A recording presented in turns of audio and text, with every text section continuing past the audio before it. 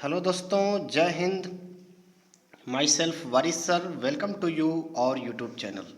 दोस्तों, आज हम लेकर आए हैं TET CTET super TET में थॉर्नडाइक को लेकर थॉर्नडाइक के सिद्धांतों को और इनके प्रयोग को, जो यूपी टेट सी टेट और सुपर टेट के लिए हर साल बहुत ही इम्पोर्टेंट रहता है। यहाँ से 2 से 3 क्वेश्चन पूछे जाते हैं। इसे हम देखेंगे पॉइंट टू पॉइंट। इसके पहले दोस्तों, चैनल पे पहली बार हो तो चैनल को सब्सक्राइब कर लीजिए और बेल आइकन बटन को प्रेस कर लीजिए, ताकि हमारे आने वाली हर वीडियो, जो टॉपिक टू टॉपिक हम प्रतिदिन वीडियो लाते रहते हैं CDP, maths, EVS, NCERT books पर, वो आपको मिलती रहेगी। तो चलिए दोस्तों, शुरू करते हैं। थॉर्नडाइक थॉर्नडाइक अमेरिका के मनोवैज्ञानिक थे।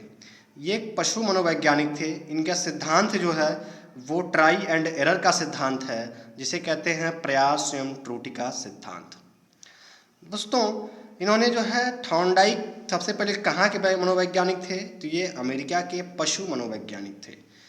प्रथम पशु मनोवैज्ञानिक जो पहली बार शिक्षा के क्षेत्र में अपना योगदान देता है और इसके सिद्धांतों को शिक्षा के क्षेत्र में जो है स्वीकार किया जाता है, यह गौरव प्राप्त हुआ थॉर्नडाइक महोदय को।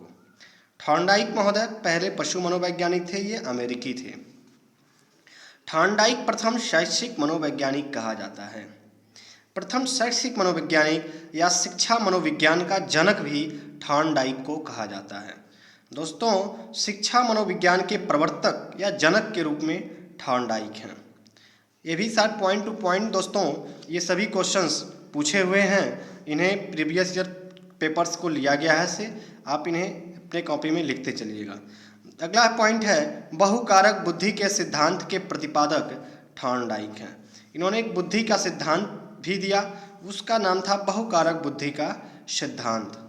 इन्होंने सीखने के नियम भी दिए, अधिगम के नियम। इस पर हमने पिछला वीडियो भी दिया हुआ है। 3 मुख्य नियम था और 5 गौण नियम था। मुख्य नियम में 3 नियम थे दोस्तों: अभ्यास का नियम, प्रभाव का नियम, तत्परता का नियम। अभ्यास का नियम, जब हम किसी कार्य को बार बार करते हैं तो वो हम उसमें अभ्यस्त हो जाते हैं और इस प्रकार से गलती होने की संभावना कम हो जाती है और उस कार्य को हम सीख जाते हैं। प्रभाव का नियम, जब किसी कार्य को करते समय उसका हमारे ऊपर जो है सकारात्मक प्रभाव पड़ता है तो हम उस कार्य को बार बार करने के लिए प्रेरित होते हैं दोस्तों, और इसे ही हम अधिगम जल्दी कर लेते हैं। इसी को प्रभाव का नियम कहते हैं। तत्परता का नियम, किसी कार्य को हम तभी सीखेंगे जब उस कार्य में हमारी रुचि होगी, और रुचि तभी बनी होगी जब हम तत्पर होंगे दोस्तों। तो ये रहा तत्परता, प्रभाव का नियम, अभ्यास का नियम, ये मुख्य नियम थे। गौण नियम थॉर्नडाइक ने 5 दिए: बहुप्रतिक्रिया का नियम, मनोवृत्ति का नियम, आंशिक क्रिया का नियम, आत्मीकरण, साहचर्य क्रिया का नियम। दोस्तों, इन सभी पर हमने वीडियो दिया है। आप जो है प्लेलिस्ट में या डिस्क्रिप्शन बॉक्स में लिंक होगा, आप वहाँ से देख लीजिएगा। थॉर्नडाइक के थ्योरी को एसआर थ्योरी भी कहा जाता है। एसआर का दोस्तों हुआ स्टिमुलस और आर से हुआ रिस्पॉन्स। अर्थात कि स्टिमुलस उद्दीपन और अनुक्रिया का सिद्धांत भी कहा गया। इसी को शॉर्ट फॉर्म में जो है एसआर थ्योरी के नाम से जाना गया। ये पूछेगा एसआर थ्योरी किसने दिया या उद्दीपन अनुक्रिया का सिद्धांत किसका है? तो ये थॉर्नडाइक का है। इनके एक सिद्धांत जो हैं एसआर थ्योरी या उद्दीपन अनुक्रिया का सिद्धांत, इसे कुछ नाम से भी जानते हैं, कुछ अन्य नाम भी इसे दिया गया है। इसे संबंधवाद का सिद्धांत। इसमें उद्दीपन और अनुक्रिया दोनों में एक संबंध स्थापित होता है, इसलिए संबंधवाद का सिद्धांत भी कुछ लोगों ने कहा। कुछ लोगों ने इसे प्रत्न और भूल का सिद्धांत कहा। प्रयास एवं त्रुटि का सिद्धांत भी कहा गया, उद्दीपक अनुक्रिया का सिद्धांत और संयोजनवादी सिद्धांत, और इसी को एसआर थ्योरी भी कहा गया। चलिए दोस्तों, ये जो भी आप इसको कॉन्सेप्ट को क्लियर रखेंगे, कहीं भी किसी भी नाम से थॉर्नडाइक के इस सिद्धांत को दिया जा सकता है, पूछा जा सकता है। चलिए नेक्स्ट पॉइंट देखते हैं। थॉर्नडाइक महोदय ने बताया कि जब हम अधिगम करते हैं या कोई बालक अधिगम करता है तो अधिगम में समय उत्तरोत्तर होता है। अर्थात समय के साथ जो है बालक क्या करता है? अधिगम करता है। जैसे जैसे समय बीतता जाता है बालक उस कार्य में दक्ष होता चला जाता है। इसी को कहते हैं समय के साथ उत्तरोत्तर होना। अधिगम अनुबंधन का परिणाम है। अर्थात जैसे जब किसी कार्य को सीखते समय हम जितना उस कार्य को करेंगे, जितना उस कार्य के साथ हमारा लगाव होगा अधिगम, उतना ही बेहतर हमारा अधिगम होगा दोस्तों। इसीलिए अधिगम अनुबंधन का परिणाम कहा जाता है। थॉर्नडाइक का प्रयोग पूछता है, थॉर्नडाइक ने प्रयोग किस पर किया था? तो दोस्तों थॉर्नडाइक ने जिस जानवर पर प्रयोग किया उस जानवर है बिल्ली। बिल्ली कैसी थी? तो भूखी बिल्ली थी और इसको इन्होंने पिंजड़े में बंद कर दिया। बाहर इन्होंने मछली तस्तरी में मृत मछली को रख दिया। जैसे ही बिल्ली जो है को भूख लगता है तो ये जो है पिंजड़े से बाहर निकलने का प्रयत्न करने लगती है और कई बार जो है पिंजड़े में उछल कूद करती है और अचानक इसका पैर खिड़की पे जो लॉक होता है उस पर पड़ जाता है और दरवाज़ा खुल जाता है। ये मछली को पा जाती है। पुनः दोबारा इन्होंने इस बिल्ली को बंद कर दिया। पुनः भूख लगती है तो फिर यह उछल कूद करती है और अचानक पिंजड़े पर पैर पड़ता है और खुल जाता है।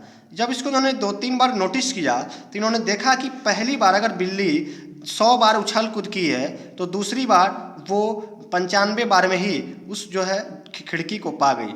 और एक ऐसे करते करते एक समय ऐसा आता है कि जैसे ही बिल्ली को भूख लगता है वो तुरंत जो है पहले ही जो है उछाल में उस खिड़की पे पहुंच जाती है और दरवाजे को खोल लेती है और मछली तक पहुंच जाती है।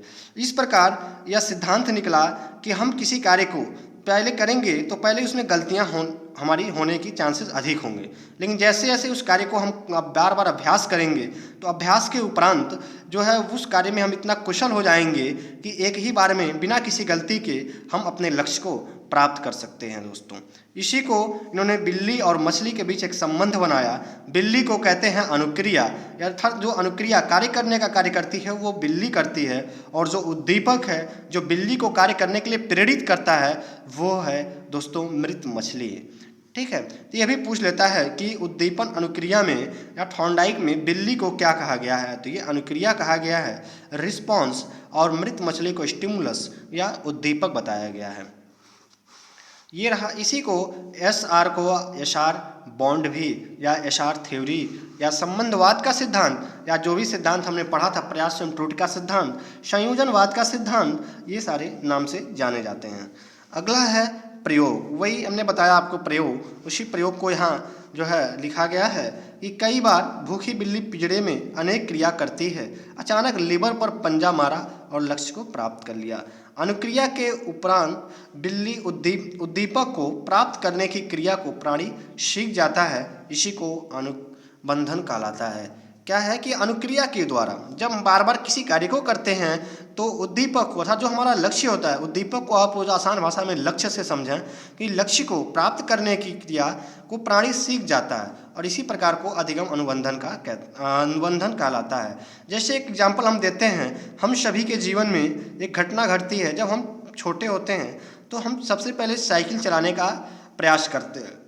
हम चाहते हैं कि हम भी साइकिल चलाना सीख जाएं। इसके लिए हम साइकिल लेते हैं और साइकिल को बार बार चलाने का प्रयत्न करते हैं।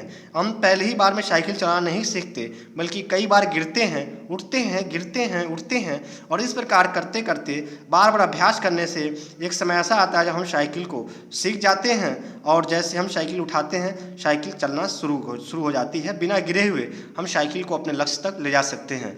तो इसी को उद्दीपन अनुक्रिया का सिद्धांत या एसआर थ्योरी या थॉर्नडाइक सिद्धांत कहते हैं। इसी को संयोजनवाद का सिद्धांत भी कहा जाता है।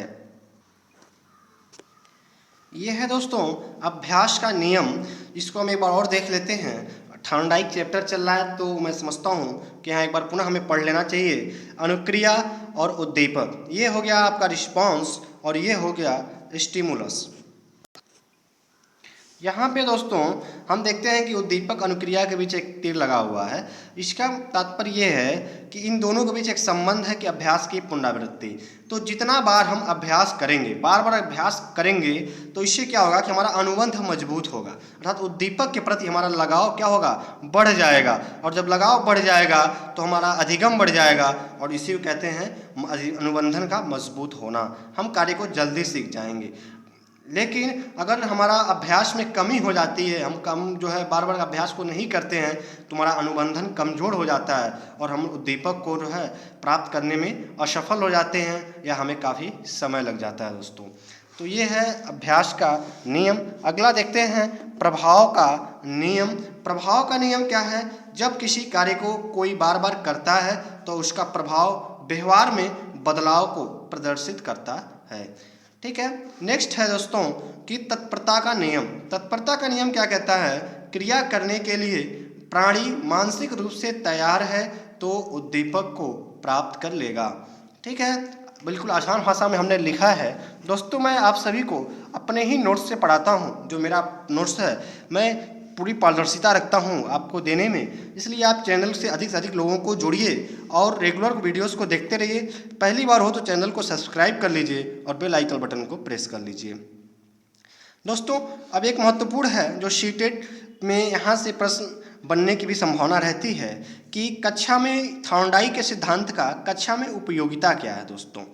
ठीक है, तो ये है कि बच्चों से बार बार प्रयास करवाना चाहिए। इससे क्या होता है कि बार बार प्रयास करवाने से कि बच्चे में जो कमियां होती हैं उसके पढ़ने में या समझने में, वो बार बार प्रयास करने से उस विषय को अच्छे से समझ जाता है और त्रुटियां जो है उसकी समाप्त हो जाती हैं। बच्चों से त्रुटि संभव हो सकती है। ये भी जो है तो सीटेट में हर साल पूछता है कि एक बच्चा जो है कार्य करने में बार बार गलती कर रहा है, उसे शिक्षक द्वारा क्या किया जाना चाहिए? उसे शिक्षक द्वारा उपेक्षा की जानी चाहिए या उसे छोड़ देना चाहिए या उसके त्रुटियों को बार बार टोकना चाहिए या उसे अभ्यास करवाना चाहिए? तो दोस्तों बच्चों को जो है त्रुटि संभव हो सकती हैं। ये थॉर्नडाइक का सिद्धांत कहता है और एनसीएफ 2005 भी कहता है कि त्रुटियां करना बच्चों की स्वाभाविक प्रक्रिया है, इसलिए हमें जो है उसकी उपेक्षा नहीं करनी चाहिए, बल्कि हमें जो है बच्चे को समझाना चाहिए और इस तरीके से उस कार्य को जो है अभ्यास के द्वारा उस त्रुटियों को दूर करने का प्रयास करना चाहिए। त्रुटि का होना सीखने का परिणाम है।